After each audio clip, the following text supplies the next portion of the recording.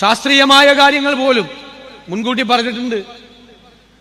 ഈ ഭൂമി പരന്നതാണ് എന്ന് പരക്കെ വിശ്വസിച്ചിരുന്ന കാലത്ത് പോലും ഇത് സൂര്യന് ചുറ്റും ഒരു ഓർബിറ്റിൽ സഞ്ചരിക്കുന്ന ഗോളമാണ് എന്ന് പ്രവാചകൻ പറഞ്ഞിട്ടുണ്ട്. സയൻസൊക്കെ പിന്നീടാണ് അത് പ്രൂവ് ചെയ്തത്. വി ഡി സതീശൻ ഖുറാനെ കുറിച്ച് നല്ലത് പറയാനുള്ള പൂർണ്ണ അവകാശമുണ്ട്. എന്നാൽ വി ഡി സതീശൻ ഭൂമി ഉരുണ്ടതാണ് എന്ന് ശാസ്ത്രലോകം കണ്ടുപിടിക്കുന്നതിന് മുൻപ് ഖുറാനിലുണ്ടായിരുന്നു എന്നൊക്കെ പറഞ്ഞാൽ അത് അംഗീകരിക്കാൻ പ്രയാസമാണ്. അത് അതിര് കവിഞ്ഞ പ്രീണന രാഷ്ട്രീയത്തിൻ്റെ പ്രതീകമായി കാണേണ്ടി വരും. വി ഡി സതീശൻ്റെ ഖുറാനെക്കുറിച്ചുള്ള പരാമർശം ശരിയോ തെറ്റോ എന്ന് ഞാൻ ഡോക്ടർ ആരിഫ് ഹുസൈൻ തെരുവോത്തിനോട് ചോദിച്ചു. അദ്ദേഹം ഒരു വീഡിയോയായി എനിക്ക് ഇട്ടുതന്ന ഭാഗം കൂടി കേൾക്കുക. നമസ്കാരം. വി ഡി സതീശൻ്റെ വീഡിയോ കണ്ടു. ഇത് രണ്ട് രീതിയിലാണ് ഇതിനെ ഞാൻ കാണുന്നത്. ഒന്ന്, ഈ പറഞ്ഞത് തെറ്റാണ് എന്നുള്ളത്, കാരണം ഖുറാനിൽ അങ്ങനെ ഇല്ല എന്നുള്ളതാണ് ഇതിലെ തെറ്റ്. രണ്ട്, ഇത് അവാസ്തവമായ കാര്യമാണെന്നുള്ളതാണ്. കാരണം ആ സയൻസ് പിന്നീടാണ് കണ്ടെത്തിയത്, അന്നത് അറിയില്ലായിരുന്നു എന്ന് പറയുന്നത് അവാസ്തവമായ കാര്യമാണ്. ഖുർആനിലെ ഭൂമി പരന്നതാണ് എന്ന രൂപത്തിൽ ഇസ്ലാം വിമർശകർ വിമർശനങ്ങൾ ഉന്നയിക്കാറുണ്ട്. യഥാർത്ഥത്തിൽ ഖുർആനിൽ ഭൂമിയെക്കുറിച്ച് അങ്ങനെ ഒരു പരാമർശമുണ്ടോ? എന്താണ് അതിൻ്റെ വസ്തുത? ഖുർആനിൽ എവിടെയും ഭൂമി പരന്നതാണെന്ന് പറയുന്നില്ല. അത് വിമർശകർ വെറുതെ തെറ്റിദ്ധരിപ്പിക്കാൻ വേണ്ടിയിട്ട് പറയുന്ന ഒരു സംഗതിയാണ്. ഖുർആനിൽ മനുഷ്യർക്ക് ചെയ്ത പലതരം അനുഗ്രഹങ്ങളെപ്പറ്റി പറയുന്ന സന്ദർഭങ്ങളിൽ ഭൂമിയെപ്പറ്റി, ഭൂമിയെ അവൻ നിങ്ങൾക്കൊരു തൊട്ടിലാക്കിയില്ലേ, ഭൂമിയെ ഒരു വിരിപ്പാക്കിയില്ലേ എന്നൊക്കെയുള്ള അർത്ഥത്തിലുള്ള പ്രയോഗങ്ങൾ പലതും കാണാൻ സാധിക്കും. അപ്പോൾ ഭൂമിയെ ഒരു തൊട്ടിലാക്കിയില്ലേ എന്ന് പറഞ്ഞാൽ ഒരു തൊട്ടിലിൻ്റെ രൂപത്തിൽ, തൊട്ടിൽ നമുക്കറിയാം, ഒന്നുകിൽ ഇങ്ങനെ മേലെന്ന് തൂക്കിയിട്ട് ഇങ്ങനെ യു ഷേപ്പിൽ കെട്ടിയിടും, അല്ലെങ്കിൽ രണ്ട് കാലിൽ ഇങ്ങനെ നടുവിൽ ഒരു യു ഷേപ്പിലുണ്ടാവും. ഈ ആകൃതിയിലൊന്നുമല്ലല്ലോ ഭൂമി. അത് ഭൂമിൻ്റെ ആകൃതി പറയാനല്ല, ഭൂമിയെ നമ്മൾക്ക് സംരക്ഷണം തരുന്ന ഒരു കുഞ്ഞിനെ ഒരു തൊട്ടിൽ സംരക്ഷിക്കുന്നത് പോലെ നമ്മൾ ഭൂമിയിലുള്ള ജീവജാലങ്ങളെയൊക്കെ മനുഷ്യരെയൊക്കെ സംരക്ഷിക്കുന്ന രൂപത്തിലുള്ള, വലിയ ചൂടോ വലിയ തണുപ്പോ ഇല്ലാതെ ഒക്കെ സംരക്ഷിക്കുന്ന രൂപത്തിലുള്ള ഒരു സംരക്ഷണ കവചമായിട്ട് ഭൂമിയെ മാറ്റിയില്ലേ എന്നുള്ള അർത്ഥത്തിലാണല്ലോ അവിടെ പ്രയോഗിക്കുന്നത്. അതുപോലെ ഭൂമിയെ വിരിപ്പാക്കിയില്ലേ, ഒരു പുതപ്പോ ഒരു വിരിപ്പോ ഒക്കെ പോലെ നമ്മളെ സംരക്ഷിക്കുന്ന രൂപത്തിലുള്ള ഭൂമിയാക്കി ആ രൂപത്തിലാക്കിയില്ലേ എന്നൊക്കെയുള്ള രൂപത്തിൽ ഭൂമിയെ നിങ്ങൾക്ക് പരത്തി തന്നില്ലേ എന്നൊക്കെ കാണാൻ സാധിക്കും. ഇതിൻ്റെയൊക്കെ അർത്ഥം ഒരിക്കലും അതൊരു ആ ഷേപ്പിലാണ് ഭൂമി എന്ന് പറയാനില്ല, ഭൂമി തൊട്ടലിൻ്റെ ഷേപ്പിലാണ് അല്ലെങ്കിൽ ഭൂമി ഒരു വിരിപ്പിൻ്റെ ഷേപ്പിലാണ് എന്നൊന്നുമല്ല, അതുപോലെ തന്നെയാണ്. എന്നാൽ ഭൂമിയുടെ ഷേപ്പിനെ സൂചിപ്പിക്കുന്ന പദപ്രയോഗങ്ങൾ ഖുർആനിലുണ്ട്. അത് നമ്മളിപ്പോൾ പുതുതായിട്ട് പറയുകയല്ല. ഈ പദപ്രയോഗങ്ങളുടെ അടിസ്ഥാനത്തിൽ ഒരു 12 നൂറ്റാണ്ടുകൾക്ക് 13 നൂറ്റാണ്ടുകൾക്ക് മുമ്പ് തന്നെ ഇസ്ലാമിക പണ്ഡിതന്മാർ ഭൂമിയുടെ ഷേപ്പ് ഉരുണ്ടതാണ് എന്ന് കൃത്യമായി അവരുടെ കിതാബുകളിൽ എഴുതി വച്ചിട്ടുണ്ട്, രേഖപ്പെടുത്തിയിട്ടുണ്ട്. അഥവാ ഒരു 1200 1300 വർഷങ്ങൾക്ക് മുമ്പ് തന്നെയുള്ള കിതാബുകളിൽ ഇസ്ലാമിക പണ്ഡിതന്മാർ കൃത്യമായി ഭൂമിയുടെ ഷേപ്പ് ഉരുണ്ടതാണ് എന്ന് ഖുർആനിൻ്റെയും സുന്നത്തിൻ്റെയും അടിസ്ഥാനത്തിൽ, ഖുർആൻ്റെയും ഹദീസിൻ്റെയും അടിസ്ഥാനത്തിൽ അവർ എഴുതിയിട്ടുണ്ട്. എന്ന് മാത്രമല്ല, അതിൽ ഇസ്ലാമിക പണ്ഡിതന്മാർ ഇജ്മാ ഉണ്ട്, ഏകോപിച്ച അഭിപ്രായം ഉണ്ട് എന്നിവരെ നിരവധി പണ്ഡിതന്മാർ രേഖപ്പെടുത്തിയിട്ടുണ്ട്. ഷെയ്ഖുൽ ഇസ്ലാം ഇബ്നു തൈമിയ തൻ്റെ മജ്മുഉൽ ഫത്താവയിൽ അക്കാര്യം പറഞ്ഞിട്ടുണ്ട്. അതേപോലെ തന്നെ ഇബ്നു ഹസം എന്ന പ്രസിദ്ധ ഇസ്ലാമിക പണ്ഡിതൻ, അദ്ദേഹം ഒരു ശാസ്ത്രജ്ഞൻ കൂടിയായിരുന്നു. ഇബ്നു ഹസം ആരാണെന്നൊക്കെ നമുക്കൊന്ന് വിക്കിപീഡിയ നോക്കിയാൽ തന്നെ മനസ്സിലാവും. അദ്ദേഹം ഇത് പറഞ്ഞിട്ടുണ്ട്. അഥവാ ഇതിൽ മുസ്ലിം ഇമാമുമാരെല്ലാവരും ഏകോപിച്ച അഭിപ്രായം, ഖുർആനിലും സുന്നത്തിലും വിവരമുള്ള എല്ലാവരും ഏകോപിച്ച അഭിപ്രായമായിക്കൊണ്ട് ഭൂമിയുടെ ഷേപ്പ് ഉരുണ്ടതാണ് എന്ന് ഖുർആനിൻ്റെ അടിസ്ഥാനത്തിൽ, ഖുർആൻ ആയത്തിൻ്റെ അടിസ്ഥാനത്തിൽ ഇമാം ഇബ്നു ഹസം വ്യക്തമാക്കിയിട്ടുണ്ട്. അപ്പോൾ നിങ്ങൾ അത് സൂചിപ്പിക്കാൻ വേണ്ടി അയച്ചു തന്ന ചില ടെക്സ്റ്റുകൾ കൂടി ഓഡിയൻസിന് വേണ്ടി വായിച്ചു കൊടുക്കുന്നതെന്നാവും തോന്നുന്നു. നമ്മൾ മനസ്സിലാക്കേണ്ട ഇത് ഒരു 1000 വർഷം അല്ലെങ്കിൽ 1200 വർഷങ്ങൾക്ക് മുമ്പ് എഴുതപ്പെട്ട കിതാബുകളാണ് ഇതൊക്കെ എന്ന് നമ്മൾ മനസ്സിലാക്കണം. അഥവാ നമ്മളിപ്പോൾ ഇരുന്ന് പുതുതായിട്ട് ഉണ്ടാക്കിയതല്ല. അപ്പോൾ ഭൂമി ഉരുണ്ടതാണെന്ന് കണ്ടുപിടിച്ചപ്പോൾ അതിനനുസരിച്ച് നമ്മൾ ഖുർആനായത്തൊക്കെ വളച്ചൊടിച്ച് നമ്മൾ അങ്ങോട്ട് ഭൂമി അങ്ങോട്ട് ഉരുട്ടിയെടുത്ത ഇതല്ല എന്ന് മനസ്സിലാക്കാം. ഇതൊക്കെ ആയിരക്കണക്കിന് വർഷങ്ങൾക്ക് മുമ്പ് കിതാബുകളിൽ എഴുതി വെച്ചിട്ടുള്ള സംഗതികളാണ്. ആ ഭാഗങ്ങളൊന്ന് വായിക്കും. ഷെയ്ഖുൽ ഇസ്ലാം ഇബ്നു തൈമിയ റഹിമഹുല്ലാ പറഞ്ഞ ഒരു സംഭവം, മജ്മുഉൽ ഫത്താവ എന്ന അദ്ദേഹത്തിൻ്റെ ഗ്രന്ഥത്തിൽ, ഒരുപാട് വോള്യങ്ങളുള്ള ഗ്രന്ഥമാണ്. അതിൽ അദ്ദേഹം ഇമാം അബുൽ ഹുസൈൻ റഹിമഹുല്ല എന്ന പണ്ഡിതൻ പറഞ്ഞതായി റിപ്പോർട്ട് ചെയ്യാണ്. ഇമാം അബുൽ ഹുസൈൻ റഹിമഹുല്ല പറഞ്ഞു, ഖാല വകദാലിക അജ്മഉ, അതായത് ഉലമാക്കൾ, പണ്ഡിതന്മാരായിട്ടുള്ള ആളുകൾ ഇജ്മാ ഉണ്ട്, ഏകോപിച്ച അഭിപ്രായമുണ്ട്. ഇസ്ലാമിൽ ഇജ്മാ എന്ന് പറഞ്ഞാൽ അഭിപ്രായ വ്യത്യാസമില്ലാതെ എല്ലാ പണ്ഡിതന്മാരും ഏകോപിച്ച അഭിപ്രായം. ഇപ്പോൾ ഇസ്ലാമിൽ പല കാര്യങ്ങളിലും അഭിപ്രായ വ്യത്യാസം ഉണ്ടാവും പലതിലും. എന്നാൽ അഭിപ്രായ വ്യത്യാസമില്ലാതെ എല്ലാവരും ഏകോപിച്ച് പറയുന്ന അഭിപ്രായത്തിനാണ് ഇജ്മാ എന്ന് പറയുക. ആ ഒരു സാങ്കേതിക പദം മനസ്സിലാവാൻ വേണ്ടിയിട്ടാണ് പറഞ്ഞത്. അഥവാ തർക്കമില്ലാത്ത വിഷയം. അപ്പൊ മുസ്ലിം പണ്ഡിതന്മാർക്കിടയിൽ ഈ വിഷയത്തിൽ തർക്കമേ ഇല്ല, ഭൂമി ഉരുണ്ടതാണ് എന്നുള്ളതിൽ. ഓക്കെ.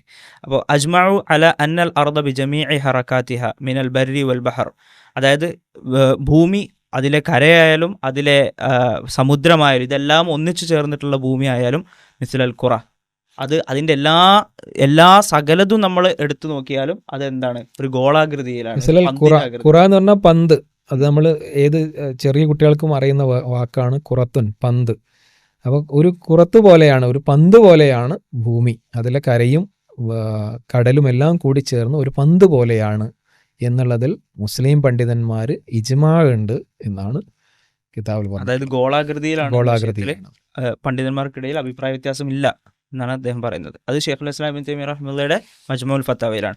ഇനി അതേപോലെ തന്നെ താങ്കൾ ഉദ്ധരിച്ച മറ്റേ ഇബ്നു ഹസം റഹിമഹുള്ള പറഞ്ഞ അദ്ദേഹത്തിൻ്റെ വളരെ പ്രശസ്തമായ ഗ്രന്ഥങ്ങളിൽ ഒന്നാണ് അൽ ഫസ്ലു ഫിൽ മിലലി വൽ അഹ്വാഇ വൻ നിഹൽ. ആ ഗ്രന്ഥത്തിൽ ഇബ്നു ഹസം റഹിമഹുള്ള പറയാണ്, അന്ന അഹദ മിൻ അഇമ്മത്തിൽ മുസ്ലിമീൻ അൽ മുസ്തഹിഖീൻ ലിസ്മിൽ ഇമാമത്തി ബിൽ ഇൽമി റളിയല്ലാഹു അൻഹും ലം യുൻകിറു തക്വീർ അൽ അർദ്. അതായത് ഇസ്ലാമിക വിജ്ഞാനീയത്തിൽ പാണ്ഡിത്യമുള്ള അവഗാഹമുള്ള ആളുകൾ, അതിനർഹിക്കുന്ന വിജ്ഞാനത്തിൻ്റെ മേഖലയിൽ നേതൃത്വം അർഹിക്കുന്നവരായിട്ടുള്ള ഒരു പണ്ഡിതനും ഒരു അവഗാഹമുള്ള വ്യക്തിയും ഭൂമിയുടെ ഗോളാകൃതിയെ ലം യുൻകിറു തക്വീർ അൽ അർദ് എന്നാണ് പറഞ്ഞത്. ഭൂമിയുടെ ഗോളാകൃതിയെ നിഷേധിച്ചിട്ടില്ല. വല യുഹ്ഫദു ലിഅഹദി മിൻഹും ദഫ്ഇഹി കലിമ മിൻഹും ഫി ദഫ്ഇഹി കലിമ.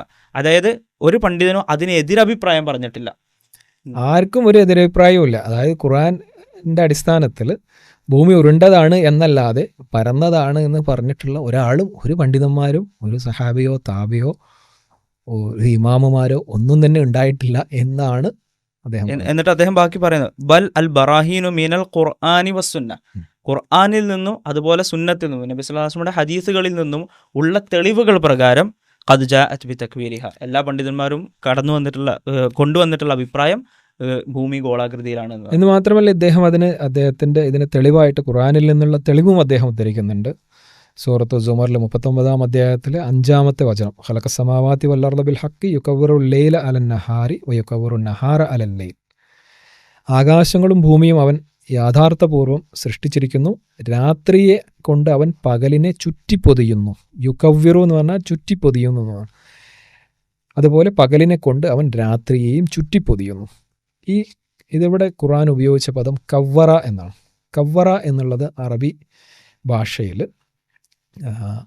ഒരു ഗോളത്തിന് ചുറ്റിപ്പൊതിയുന്ന ഇതിന് ഉപയോഗിക്കുന്ന വാക്കാണ്. കവ്വറയ്ക്ക് ഡിക്ഷണറിയിൽ കൊടുത്ത അർത്ഥം to make round, to form a ball, to coil, to wind എന്നാണ്. അറബികൾ തലയിൽ കെട്ടുമല്ലോ, ഈ തലയിൽ ഒരു വട്ട് കെട്ടൂലേ, അതിനൊക്കെ അങ്ങനെ വട്ടത്തിൽ ഉള്ള ഒരു സാധനത്തിന് ചുറ്റിക്കെട്ടുന്ന ഇതിനെയാണ് കവ്വറ, ഇങ്ങനെ ചുറ്റിപ്പൊതിയുന്നത്, ഗോളത്തിന് ചുറ്റിപ്പൊതിയുന്നത് എന്നാണ് അതിൻ്റെ വേർഡിൻ്റെ അർത്ഥം. ആ വേർഡ് വെച്ചുകൊണ്ട് അവർ മനസ്സിലാക്കിയത് ഖുർആൻ ആയത്തനുസരിച്ച് ഭൂമി ഒരു ഗോളമാണ്, ആ ഗോളത്തിന് രാത്രി ചുറ്റിപ്പൊതിയുന്നു, പകല് ചുറ്റിപ്പൊതിയുന്നു. അല്ലാതെ ഒരു പരന്ന സാധനത്തിന് ഒരിക്കലും ഈ വാക്ക് ഉപയോഗിക്കാൻ പറ്റില്ല, കവ്വറ എന്നുള്ള വാക്ക്. കാരണം അതൊരു ഗോളത്തിന് ചുറ്റുന്നതിന് മാത്രം ഉപയോഗിക്കുന്ന അറബിയിലെ സ്പെസിഫിക് ആയിട്ടുള്ള പദമാണ്. ഈ ആയത്ത് ഉദ്ധരിച്ചു കൊണ്ടാണ് അദ്ദേഹം അതിന് ഖുർആൻ പ്രകാരം ഭൂമി ഉരുണ്ടതാണ് എന്നുള്ളതിന് തെളിവ് പറഞ്ഞത്, പരന്നതല്ല എന്നുള്ളതിൽ. ഇതൊക്കെ 1000 വർഷങ്ങൾക്ക് മുമ്പ് എഴുതപ്പെട്ട കിതാബുകളിലുള്ള കാര്യമാണ് എന്ന് മനസ്സിലാക്കുക. അതാണ് അതിൻ്റെ അറബി മൂലത്തോടെ തന്നെ വായിച്ചത്, അതുകൊണ്ടാണ്. ഇനി നമുക്ക് ഈ വിഷയത്തിൽ ഇസ്ലാമിക സമൂഹം എന്ത് നിലപാടായിരുന്നു നോക്കാം. നബി സല്ലല്ലാഹു അലൈഹി വസല്ലമയുടെ മരണശേഷം സഹാബികൾ, ഖലീഫമാരും അതുപോലെയുള്ള അതിനടുത്ത ഭരണ നേതൃത്വമൊക്കെ വന്നല്ലോ. അതിൽ ഖലീഫ മഅ്മൂൻ്റെ കാലഘട്ടത്തിൽ, അതായത് നബി സല്ലല്ലാഹു അലൈഹി വസല്ലം മരണപ്പെട്ട് ഒരു 200 വർഷങ്ങൾക്കുള്ളിലാണ് ഈ ഖലീഫ മഅ്മൂനൊക്കെ ഉള്ളത്. AD 830 ഖലീഫ മഅ്മൂൻ ഉണ്ടായിരുന്നത്. അദ്ദേഹത്തിൻ്റെ ഭരണകാലത്ത് അദ്ദേഹം ഒരു ശാസ്ത്രജ്ഞന്മാരുടെയും മുസ്ലിം പണ്ഡിതന്മാരുടെയും, അന്നത്തെ ശാസ്ത്രജ്ഞന്മാരെന്ന് പറഞ്ഞാൽ മുസ്ലിം പണ്ഡിതന്മാർ, അവർ പണ്ഡിതന്മാർ കൂടിയായി, അവരുടെ ഒരു കമ്മിറ്റി ഉണ്ടാക്കി. കമ്മിറ്റിയിലെ പ്രധാനിയായിരുന്ന അതിൻ്റെ ലീഡറായിരുന്ന അൽ ഫർഗാനി എന്നുള്ള ഇമാം ഫർഗാനി ആയിരുന്നു. അദ്ദേഹത്തിൻ്റെ നേതൃത്വത്തിൽ ശാസ്ത്രജ്ഞന്മാരുടെ ഒരു സംഘം ഉണ്ടാക്കിക്കൊണ്ട് ഭൂമിയുടെ ചുറ്റളവ് കണ്ടുപിടിക്കാൻ വേണ്ടിയിട്ടുള്ള ഒരു കമ്മിറ്റി ഉണ്ടാക്കി. ഈ ഭൂമിയുടെ ഈ ഗോളാകൃതിയിലുള്ള ഭൂമിയുടെ ചുറ്റളവ് കണ്ടുപിടിക്കണമായിരുന്നു. അതെന്തിനായിരുന്നു എന്ന് വെച്ചാൽ അതിൻ്റെ ആവശ്യമായിരുന്നു അതിലും വലിയ ഇൻട്രസ്റ്റിംഗ് ആയിട്ടുള്ളത്. ലോകത്തിൻ്റെ എല്ലായിടത്തും പല രാജ്യങ്ങളിലേക്കും ഇസ്ലാം വ്യാപിച്ചപ്പോൾ ലോകത്തിൻ്റെ പല ഭാഗത്തു നിന്നും ആളുകൾക്ക് കിബിലയുടെ ഡയറക്ഷനിൽ, മക്കയിലെ കഅബയുടെ ഡയറക്ഷനിൽ നമസ്കരിക്കണം. അപ്പോൾ നമസ്കാരത്തിന് കിബിലയുടെ ഡയറക്ഷൻ അറിയേണ്ടത് ഇസ്ലാമിൽ വളരെ ഇമ്പോർട്ടൻ്റ് ആയിട്ടുള്ള കാര്യമാണ്. അപ്പോൾ ഒരു ഗോളാകൃതി ആയിട്ടുള്ളൊരു ഭൂമിയിൽ ലോകത്തിൻ്റെ പല ഭാഗത്തുനിന്നും ഡയറക്ഷൻ നോക്കണമെങ്കിൽ അതിന് സ്ഫെറിക്കൽ ട്രിഗ്നോമെട്രി എന്നുള്ളൊരു സംഗതിയുണ്ട്.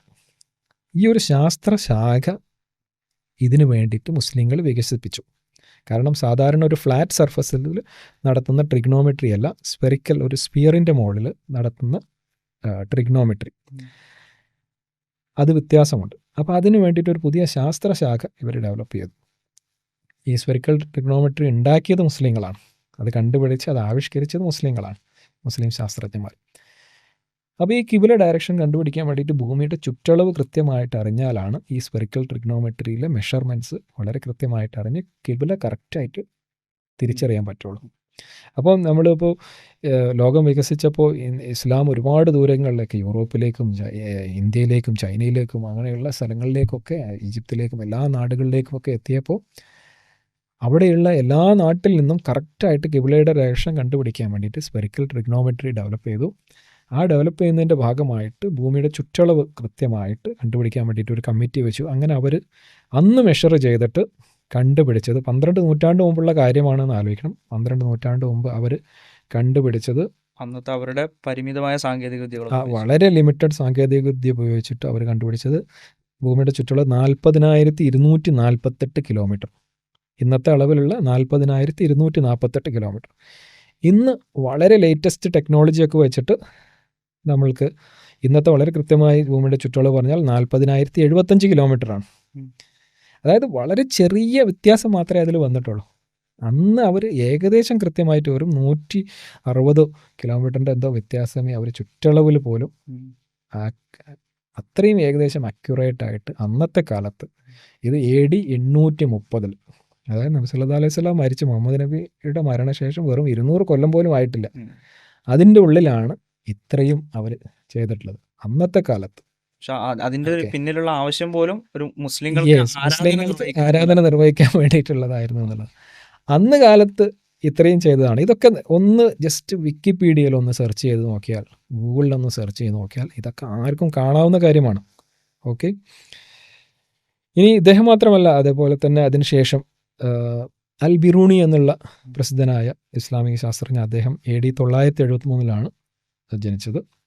അദ്ദേഹം വേറൊരു ടെക്നോളജി ഉപയോഗിച്ച്, വേറൊരു ടെക്നിക്ക് ഉപയോഗിച്ചിട്ട്, മാത്തമാറ്റിക്സിൽ വേറൊരു ടെക്നിക്ക് ഉപയോഗിച്ചിട്ട് അദ്ദേഹവും വളരെ കൃത്യമായിട്ട് ഭൂമിയുടെ റേഡിയസ് കാൽക്കുലേറ്റ് ചെയ്തു. അദ്ദേഹം കാൽക്കുലേറ്റ് ചെയ്തെടുത്തത് 6339.6 കിലോമീറ്റർ, ഇന്നത്തെ അളവിൽ 6339.6 കിലോമീറ്ററാണ് ഭൂമിയുടെ റേഡിയസ് എന്നാണ്.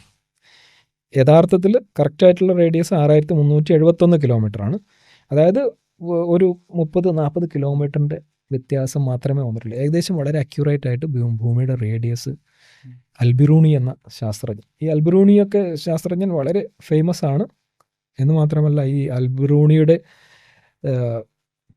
സ്മരണക്കായിട്ട് നാസ ചന്ദ്രനിലെ ഒരു ക്രേറ്ററിന് അൽബിറൂണി ക്രേറ്റർ എന്ന് പറഞ്ഞിട്ട് പേരിട്ടിട്ടുണ്ട്. ക്രേറ്റർ എന്ന് പറഞ്ഞാൽ ചന്ദ്രനിലെ ഗർത്തം, ചന്ദ്രനിലെ ഒരു ഗർത്തം. അത് അൽബിറൂണി ക്രേറ്റർ എന്ന് ഗൂഗിൾ ചെയ്താൽ കാണാൻ പറ്റും. അതേപോലെ തന്നെ അൽബിറൂണി ചെയ്ത മെത്തേഡിൻ്റെയൊക്കെ അദ്ദേഹം കാൽക്കുലേറ്റ് ചെയ്ത മെത്തേഡ്, അദ്ദേഹം ഒരു സ്ഥലത്തു നിന്നുള്ളതും പിന്നെ ഒരു കുന്നിൻ്റെ മുകളിൽ നിന്നൊക്കെയുള്ള ആംഗിൾ വെച്ചിട്ട്, ഈ ആംഗിളുകളൊക്കെ വെച്ചിട്ടാണ് ഭൂമിയുടെ റേഡിയസ് കാൽക്കുലേറ്റ് ചെയ്തത്. അതിൻ്റെയൊക്കെ ഇത് നമുക്ക് വിക്കിപീഡിയയിലൊക്കെ കാണാൻ സാധിക്കും. മാത്രമല്ല ഈ വിഷയത്തിൽ ഇപ്പോൾ സയൻസും അതേപോലെ ഇസ്ലാമും തമ്മിലുള്ള ബന്ധം, പ്രത്യേകിച്ച് ഇസ്ലാമിക് ഗോൾഡൻ ഏജ് ആയിട്ട് ബന്ധപ്പെട്ട് BBC ഒരു ഡോക്യുമെൻ്ററി തന്നെ ഇറക്കിയിട്ടുണ്ട്. ജിം അൽ ഖലീൽ എന്ന് പറഞ്ഞ വളരെ പ്രശസ്തനായ തിയററ്റിക്കൽ ഫിസിസ്റ്റ്, അദ്ദേഹമാണ് അത് ഹോസ്റ്റ് ചെയ്യുന്നത്, അത് അവതരിപ്പിക്കുന്നത്. ആ വിഷയം വളരെ മനോഹരമായ 2 മണിക്കൂറേറ്റ നീണ്ടു നിൽക്കുന്നതാണെന്ന് തോന്നുന്നു. വളരെ മനോഹരമായി ഈ കാര്യങ്ങളൊക്കെ അതിൽ വിശദീകരിക്കുന്നുണ്ട്. ഇങ്ങനെ അതിൻ്റെ റേഡിയസ് കണ്ടുപിടിക്കുന്നു, ആസ്ട്രോലാബ് പോലുള്ള സാങ്കേതിക വിദ്യകൾ കണ്ടുപിടിക്കുന്നത്, ഇങ്ങനത്തെ കുറേ കാര്യങ്ങളൊക്കെ അതിൽ സൂചിപ്പിക്കുന്നത്. അത് നല്ലൊരു റെഫറൻസ് ആണ്. വേണമെങ്കിൽ കൂടുതലായി ഈ വിഷയം പഠിക്കാൻ താല്പര്യമുള്ളവർക്ക് അത് കാണാവുന്നതാണ്. യൂട്യൂബിലൊക്കെ ലഭ്യമാണ്. ഇനി നമുക്ക് നോക്കാനുള്ളത് ഈ ആധുനിക ലോകം എപ്പോഴാണ് ഭൂമി ഉരുണ്ടതാണെന്ന് അംഗീകരിച്ചത് എന്നുള്ളതാണ്. ഇപ്പം നമ്മൾക്കറിയാം ഭൂമി ഉരുണ്ടതാണ് എന്നുള്ളത്. പക്ഷേ ഇത് ആധുനിക ലോകം അംഗീകരിച്ചത് വളരെ ലേറ്റായിട്ടാണ്. അതായത് 16-ാം നൂറ്റാണ്ടിൽ, അതായത് നമ്മളീ പറഞ്ഞ കാര്യങ്ങളൊക്കെ നടന്ന ഒരു 1000 കൊല്ലങ്ങളൊക്കെ കഴിഞ്ഞിട്ട്, ഈ മുസ്ലിം ശാസ്ത്രജ്ഞരൊക്കെ പറഞ്ഞ് അത് കഴിഞ്ഞ് ഒരു 800-ഉം 1000-ഒക്കെ വർഷങ്ങൾക്ക് ശേഷം 16-ാം നൂറ്റാണ്ടിലാണ് ഫെർഡിനാൻഡ് മജല്ലൻ അദ്ദേഹം ഒരു ലോകത്തെ ചുറ്റിയിട്ടുള്ള യാത്ര നടത്തിയത്. അദ്ദേഹം സ്പെയിനിൽ നിന്ന് തുടങ്ങി യാത്ര ചെയ്ത് തിരിച്ചെത്തുമ്പോഴേക്കും അദ്ദേഹം മരണപ്പെട്ടിരുന്നു. വേറൊരാളാണ് തിരിച്ചെത്തിയത്. എന്തായാലും ഒരു ഡയറക്ഷനിലേക്ക് പൂർണ്ണമായും സഞ്ചരിച്ച് തിരിച്ചെത്തി. അങ്ങനെയാണ് ഭൂമി ഉരുണ്ടതാണ് എന്നുള്ളതിന് കൃത്യമായ ഒരു തെളിവ് ആധുനിക ലോകത്തിന് കിട്ടിയതുപോലെ. എന്നാൽ മെഗല്ലൻ 16-ാം നൂറ്റാണ്ടിലാണ് ജീവിച്ചതെന്നുണ്ടെങ്കിൽ ഈ പറഞ്ഞതൊക്കെ AD 800-ൽ, അതായത് 800 വർഷങ്ങൾക്ക് മുമ്പ്, മെഗല്ലനും 800 വർഷങ്ങൾക്ക് മുമ്പാണ് ഭൂമിയുടെ ചുറ്റളവും ഭൂമിയുടെ റേഡിയസും ഒക്കെ കറക്റ്റായിട്ട് മുസ്ലിം ശാസ്ത്രജ്ഞന്മാർ കണ്ടുപിടിച്ചതും അതിനു വേണ്ടിയിട്ട് ഖലീഫ ഒരു കമ്മിറ്റി ഉണ്ടാക്കി ഇതാക്കിയതും. എന്ന് മാത്രമല്ല, അതിനു മുമ്പ് ജീവിച്ച പണ്ഡിതന്മാർ തന്നെ ഭൂമിയുടെ ആകൃതി ഒരു പന്ത് പോലെയാണ് അല്ലെങ്കിൽ ഗോളാകൃതിയാണ് എന്നുള്ളതിൽ ഒരു തർക്കവുമില്ലാത്ത വിഷയമാണ്. ഇസ്ലാമിക ലോകത്ത് തർക്കമില്ലാത്ത വിഷയമാണ്. ഖുർആൻ ആയത്ത് അതിന് തെളിവാണ് എന്നൊക്കെ ഇവരെ പറഞ്ഞിട്ടുള്ളത്. അപ്പോൾ ജബ്രകളുടെയൊക്കെ വിഷയം, ഇവർക്ക് ഒന്നിനെ പറ്റിയും ഒരു ധാരണയില്ല. ഇവരെന്തൊക്കെയോ മണ്ടത്തരങ്ങൾ ധരിച്ചു വെച്ച് ഇതൊക്കെയാണ് ഇസ്ലാം എന്ന് ഇവരങ്ങോട്ട് പറയണം. ഇവർക്കിതൊന്ന് ഗൂഗിൾ ചെയ്ത് നോക്കിയാൽ കിട്ടുന്ന വിഷയങ്ങളേ ഉള്ളൂ. ഒന്ന് വിക്കിപീഡിയയിൽ നോക്കിയിട്ട് അങ്ങനെ മുസ്ലിങ്ങളുടെ വിശ്വാസം എന്തായാലും ഒന്നും അടിച്ചു നോക്കിയതൊക്കെ കിട്ടും, അല്ലെങ്കിൽ ഗൂഗിൾ ചെയ്താൽ കിട്ടുന്ന വിഷയമേ ഉള്ളൂ. കാരണം അതൊക്കെ വളരെ ഡീറ്റെയിൽഡ് ആയിട്ട് ലോകം അംഗീകരിക്കുന്ന കാര്യങ്ങളാണ് അതൊക്കെ. ഓക്കെ, ഇപ്പോൾ അൽബറൂണി ആരാണ്, അല്ലെങ്കിൽ ഫർഗാനി ആരാണ്, ഇബ്നു ഹസം ആരാണ്, ഇവരുടെയൊക്കെ ശാസ്ത്രത്തിലുള്ള സംഭാവനകൾ എന്തായിരുന്നു എന്നൊക്കെ ഒന്ന് സെർച്ച് ചെയ്ത് നോക്കിയാൽ കാണാവുന്നതാണ്. നമ്മൾ ഇന്ത്യക്കാരെ സംബന്ധിച്ചിടത്തോളം അദ്ദേഹത്തിന് കിതാബുൽ ഹിന്ദ് എന്നുള്ള ഇന്ത്യയെ കുറിച്ചുള്ള ഒരു ഗ്രന്ഥം തന്നെ ഉണ്ട്, അറബി. അപ്പൊ ഇവരൊക്കെ മരിച്ച് എത്രയോ നൂറ്റാണ്ടുകൾക്ക് ശേഷമാണ് ആധുനിക ലോകം ഇതൊക്കെ അറിയുന്നത് പോലും. ആധുനിക ലോകം ഈ ഭൂമി ഉരുണ്ടതാണെന്ന് സമ്മതിക്കുന്നതൊക്കെ എത്രയോ കാലങ്ങൾക്ക് ശേഷമാണ് എന്നുള്ളതാണ്. ഇവരൊക്കെ ചിന്തിക്കുന്നതിനപ്പുറത്തെ കാലത്ത് ഇതൊക്കെ മനസ്സിലാക്കിയവരാണ് മുസ്ലിങ്ങളും മുസ്ലിം ശാസ്ത്രജ്ഞന്മാരും എന്നുള്ളത് മനസ്സിലാക്കാം. അതിന് അവർ ഖുർആനിൽ നിന്ന് തന്നെയാണ് അവർക്ക് തെളിവ് കിട്ടിയത്. ഖുർആനിൻ്റെ പദപ്രയോഗങ്ങളിൽ നിന്നാണ് ഭൂമി ഉരുണ്ടതാണെന്നുള്ളതിൻ്റെ തെളിവ് അവർക്ക് കിട്ടിയത്. ഖുർആനിന്നും സുന്നത്തിൽ നിന്നാണ് അവർക്ക് കിട്ടിയിട്ടുള്ളത്. ഓക്കെ, അപ്പോൾ ഇതുവരെ പറഞ്ഞതിൻ്റെ ഒരു സമ്മറി എന്ന് പറഞ്ഞാൽ പലപ്പോഴും ഇസ്ലാം വിമർശകർ പറയുന്ന വിമർശനത്തിൻ്റെ സത്യാവസ്ഥ പരിശോധിക്കലായിരുന്നു. അതായത് അവർ പറയുന്നു ഖുർആനിൽ ഭൂമി പരന്നതാണ് എന്ന് പറയുന്നു എന്ന്. പക്ഷേ അതല്ല യാഥാർത്ഥ്യം. ഖുർആനിൽ പല സ്ഥലങ്ങളിലും മനുഷ്യർക്ക് വേണ്ടി പല രൂപത്തിൽ വിധാനിച്ചു എന്ന് പറയുന്നു. നിങ്ങൾക്ക് വേണ്ടി പരത്തി തന്നില്ലേ, നിങ്ങൾക്ക് വേണ്ടി തൊട്ടിലാക്കി തന്നില്ലേ, നിങ്ങൾക്ക് വേണ്ടി വിരിപ്പാക്കി തന്നില്ലേ എന്നൊക്കെയാണ് നമ്മളെ പെർസ്പെക്റ്റീവിൽ പറയാണ്. നമ്മൾക്ക് ഒരു മനുഷ്യന് വേണ്ട സുഖ സൗകര്യങ്ങളൊക്കെ ഒരുക്കി തന്നില്ലേ എന്ന് പറയണം. അല്ലാതെ ഒരിക്കലും അതിൻ്റെ ഷേപ്പ് പറയുന്നതോ ഒന്നുമല്ല. എന്നാൽ മറ്റൊടത്ത് അങ്ങനെയല്ല. പകല് രാത്രിയെ ചുറ്റിപ്പൊതിയുന്നു. ഒരു ഉരുണ്ട സാധനത്തിന് മാത്രമേ അറബിയിൽ ആ ഭാഷ, ആ കവ്വറ എന്നുള്ള പദം ഉപയോഗിക്കുള്ളൂ. ഞാൻ അതിൻ്റെ ഡിക്ഷണറി അടക്കം പറഞ്ഞു.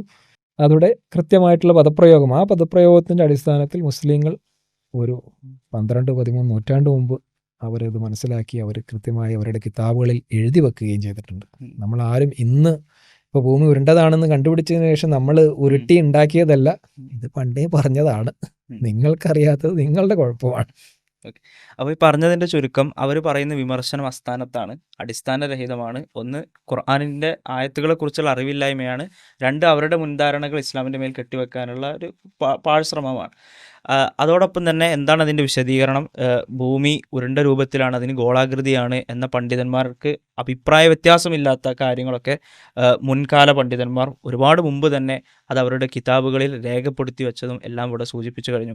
ഏതായാലും ഈ വിഷയം ഇവിടെ അവസാനിക്കുമ്പോൾ നമ്മൾ മനസ്സിലാക്കേണ്ടത്, പതിവ് പോലെ തന്നെ ഇസ്ലാം വിമർശകർ വിഷയങ്ങൾ കൃത്യമായി പഠിക്കാതെ അതിൻ്റെ സത്യാവസ്ഥ മനസ്സിലാക്കാതെ സ്വന്തം മുൻധാരണകൾ ശരിയാണ് എന്ന ഒരു അബദ്ധധാരണയോടുകൂടി തന്നെ അവരവരുടെ വിഷയങ്ങൾ അവതരിപ്പിക്കുമ്പോൾ ഉണ്ടാകുന്ന പ്രശ്നമാണ് ഇവിടെ നമുക്ക് കാണാൻ സാധിക്കുന്നത്. ഏതായാലും ഇനി അടുത്തൊരു എപ്പിസോഡിൽ പുതിയൊരു വിഷയവുമായി വീണ്ടും വരാം ഇൻഷാ അല്ലാഹ്.